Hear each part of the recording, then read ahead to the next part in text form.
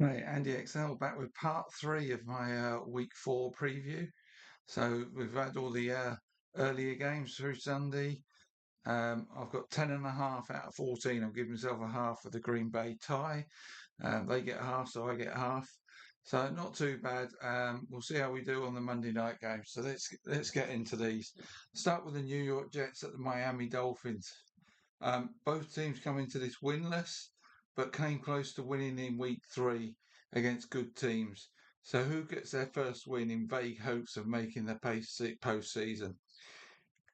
Injury-wise, the Dolphins have got problems in their secondary, but that Jason Marshall and Storm Duck are going to be out of this game. They've also got issues on their O-line, which is missing a couple of players from that, and they have been for a week or two now. The New York Jets are going to be missing defensive end Jermaine Johnson and cornerback Jason Brownlee. So pretty similar in terms of injuries, but maybe the Dolphins are worst off here with those multiple injury concerns in their secondary. But the Jets have some problems too. Um, the Dolphins have by far the better receiver core. And if the O-line can provide better protection for Tua, then he should be able to make the most of the Jets' issues on D. But then again, Justin Fields is back for the Jets, and the Dolphins' issues in the secondary make this one pretty much of a toss of a coin as to who will win for me. I've flipped in my own mind several times as to who will win this one, but my instinct is drawing me towards a Jets win due to the Dolphins' O-line and secondary issues. But it's going to be a close one, I think. But I'll take the Jets to win this one by 24-23. So finally, the final game to look at is the Cincinnati Bengals at the Denver Broncos. Marvin Mims, the wide receiver, is out for Denver. Obviously, Cincinnati will be missing Joe Burrow, Noah Fant, the tight end, and Shamar Stewart on the edge. The Burrowless 2-1 Bengals at the 1-2 Broncos in a game that already has the look of being a game with wild card implications on it. That said, with the Lamar Jackson situation coming up in Baltimore, that AFC North has a wide open look to it all of a sudden with Burrows and potentially Jackson down for a little while. We'll see how Jackson's injury pans out this week, though.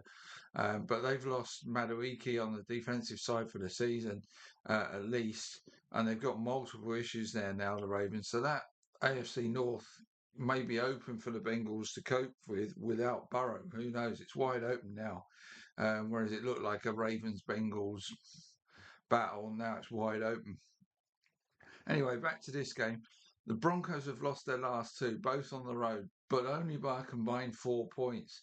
So they've come out on the wrong end of a couple of close ones. So they'll be hopeful of getting back to 2-2 in this one at home.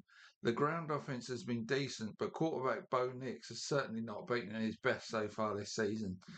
The Bengals had an ugly loss in their first game post the Joe Burrow injury against the Vikings last week, where everything that could go wrong did, and Jake Browning was pretty bad in Burrow's place.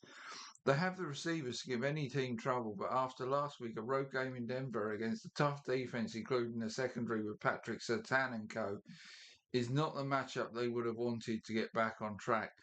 That said, when these two teams met last season, both Jamar Chase and T. Higgins had over 100 receiving yards, and Higgins got 3 TDs. So if Jake Browning can get his act together, then they have a shot to win this game for sure. But the Bengals D is not great against the run. So J.K. Dobbins and R.J. Harvey can look for big games as the Broncos look to control time of possession. And that's what I think could be the key to them getting the win here to leave both teams 2-2 after 4 weeks. So my score prediction here is the Denver Broncos to win this one by 27-20. So that rounds out week 5 preview wise. Just a quick look at these two games tonight, done in 5 minutes.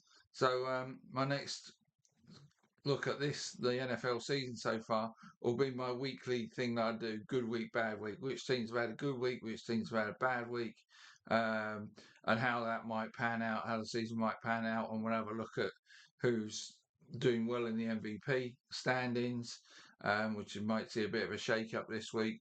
Offensive Rookie of the Year, I'll have a look at that as well, and also give you a look at the top and bottom end of my power rankings as I see them at the moment. All right, then that's that done and dusted. So enjoy tonight's games, and I'll see you soon.